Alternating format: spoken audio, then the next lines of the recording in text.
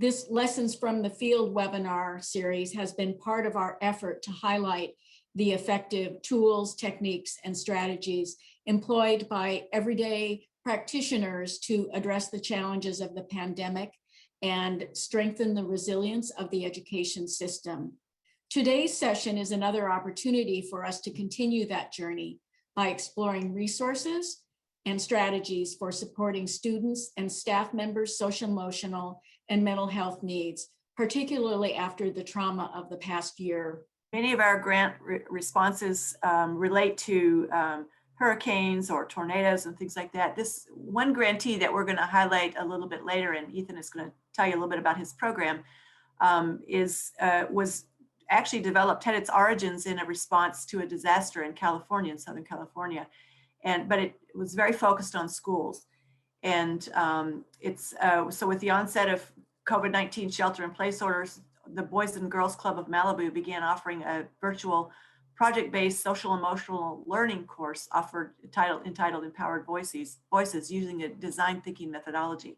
And what you'll see on the video clip that we're going to introduce a little bit later is the way that one program in one area, particularly during COVID, can sort of force multiply across different areas and create influence to the good on a national level. And these are the kinds of interventions that we look to fund. They've developed 4 modules that are divided into 8-week sessions, and the modules can actually result in credit for the kids in high school and then also in the local community college that they work with. Thank you so much, Dr. Everett. That was a fantastic introduction. We appreciate it. And I really can't speak highly enough of our partnership with SAMHSA and how they really came at a critical time for us. It was in response to the Woolsey fire in 2018, which was a particularly hard year in California. And it seems like since then, we've just had continued disaster. So in April of 2020, the Boys and Girls Club of Malibu received a discretionary grant from the Substance Abuse and Mental Health Services Administration. The grant is titled Assessing and Addressing Woolsey Fire-Related Trauma and Mitigating the Inequitable Impact of Natural Disasters Across the Socioeconomic Spectrum. So our grant was really tailored towards assessing this collective community-wide trauma and the needs of the community, and specifically the youth in the schools, and how do we respond to those in the schools in a long-term way. I will emphasize the importance of the long-term because it's an 18-month grant with potentially a 1-year no-cost extension, and we need all of that time because the recovery takes a long time. So this is the first time SAMHSA awarded long-term mental health grant for school-based services, and as such was looking to our grant cohort and the outcome it generated to validate models for service response and service implementation in response to natural disasters, which it feels like we keep experiencing, COVID being the most recent and the most ubiquitous. So we feel like our program, although we had this kind of year head start in development, it was in place just in time to be relevant in the COVID world. So we wrote the proposal pre-COVID, and we got the award 1 week after shelter-in-place orders took effect. So on the bright side, our implementation had to change, but it was native to this new world, and it took advantage of some of the features of this new world, mainly everybody being online all the time. And there we discovered something that was really powerful, and I think the most special thing about our program, and also speaks to the potential scalability and potential national implementation. But in our initial pilot, we had groups from 4 to 5 different Boys and Girls Clubs come together in the same course. And LA is big, and big enough that it's different cultures in Malibu versus Long Beach versus San Gabriel Valley.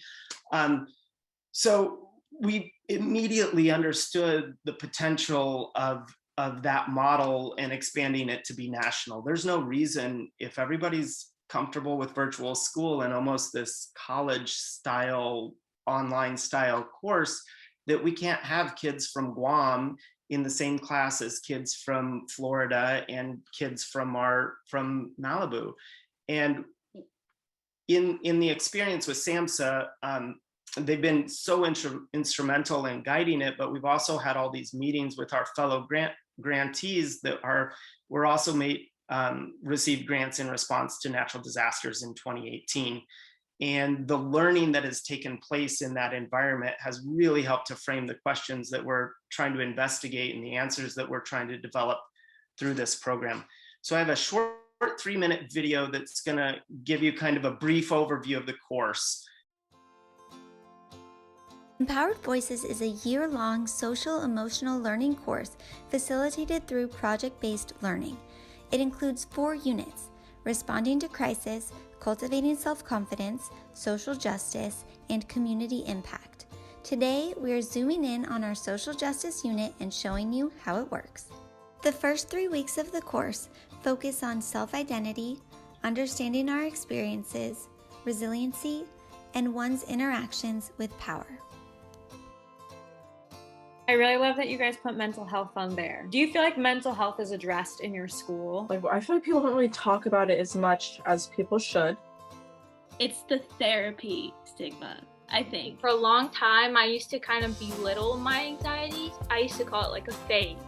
And that eventually I just passed through it. At some point I realized that I could just go get help. I don't have to do this all by myself. I think it's like a very personal choice to keep this stigma alive. It's the way you approach the subject is how people will respond. I'm in therapy, I should do therapy too. I got my whole family to do therapy because I was promoting it so much. So for the rest of the next 4 weeks, you guys are gonna be diving into one topic. Can I do education? I've been involved with multiple programs with schools around California. I was thinking of doing policing. I guess just with everything that's been happening in the world. Housing and homelessness. Like, I just want to know what could I do? I think I'm gonna do climate. Love the ocean, and I'm kind of obsessed with nature. We are moving into the design thinking portion of this course. Today, we're going to spend a lot of time talking about what empathy means. Every time you do design thinking, there's a driving question. This one is, how might you be an ally for people affected by your chosen issue in their daily life? One of the ways that our students explore someone else's perspective is using the empathy map protocol, taking notes on what someone else may be doing, saying, thinking, or feeling.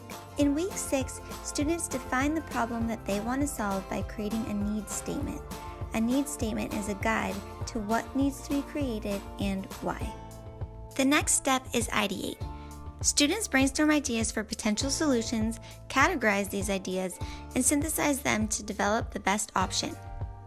The next step is prototype, where students build their idea. The final step is test.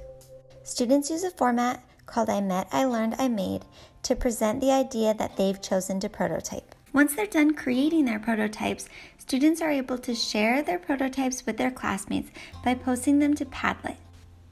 After they've had the opportunity to explore each other's work, they then learn the importance of giving clear and specific feedback through an exercise called I Like, I Wish, I Wonder. Throughout this process, students build out their own personalized portfolio, which shares their artifacts and final project from the course, teaching them how to build a personalized website, strengthening their college applications, resumes, and encouraging them to take their idea out into the world and make a positive, empowered cultural impact.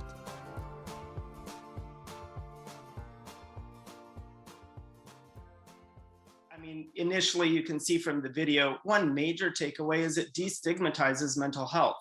If we can embed social emotional learning and mental health content in our normal curriculum, it provides enough awareness that it helps to destigmatize mental health. And that's one of the major takeaways we want people to understand.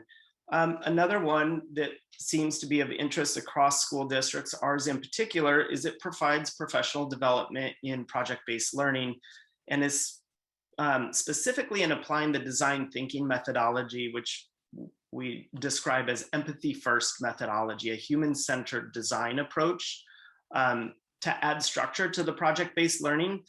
And with the templates and going through the course, what the feedback that we're getting from teachers is that, now I understand what project-based learning is and how to do it.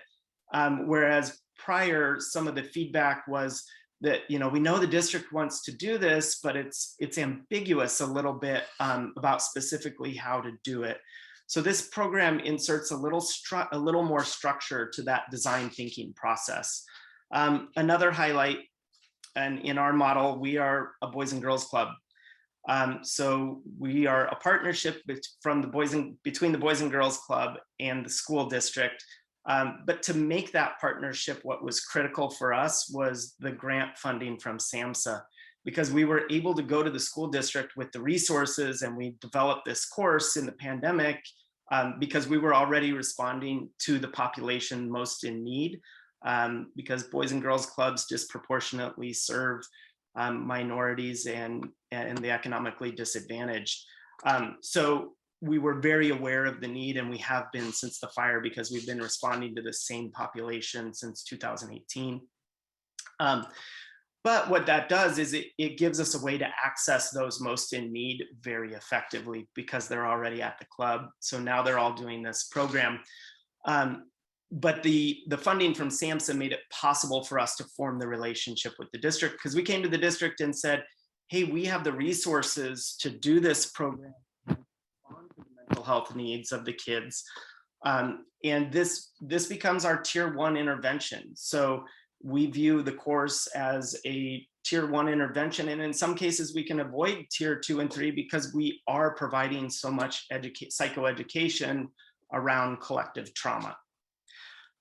So the other thing is, we believe this really addresses equity and inclusion in a very blunt way by bringing these geographically disparate youth together in the same course and creating a common language. There's been a lot of talk in our community around how do we share the same language around collective trauma so that parents and educators and students can all be speaking about the same thing.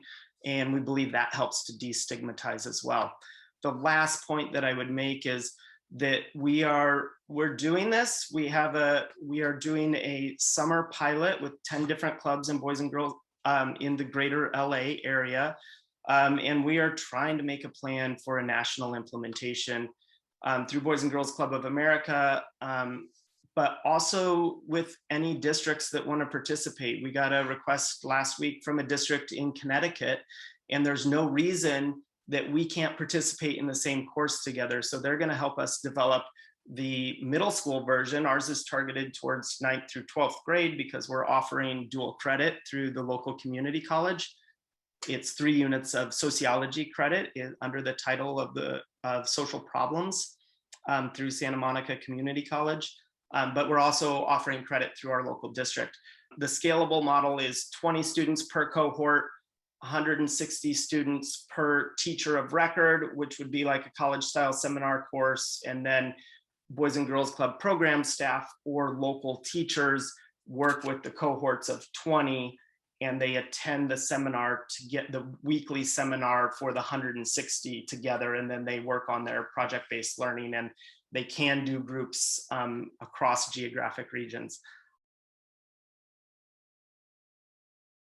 What was so valuable to us was having the resource, the community-based organization receiving the resource, because it makes it easier for us to make the partnership. Because even though we've been implementing this program for a year and doing what is considered great work, our district is not coming to us saying we have ESSER funds available. Do you know what I mean? So in our experience, that it's easier for the community-based organization to receive the funds to make the relationships or to make the partnerships. And that's a place where policymakers could help. The other thing is a national strategy, because if everything gets broken down by local education agencies, and this is just the problem we're running into, because we're trying to say, well, this is a national approach, something that could be scalable, but you can't figure out how to go and fund it piece by piece and bureaucracy by bureaucracy. Whereas if there was some sort of national program to say, hey, an agency like any large national agency could fund something, some sort of national implementation or make funds available for that sort of thing.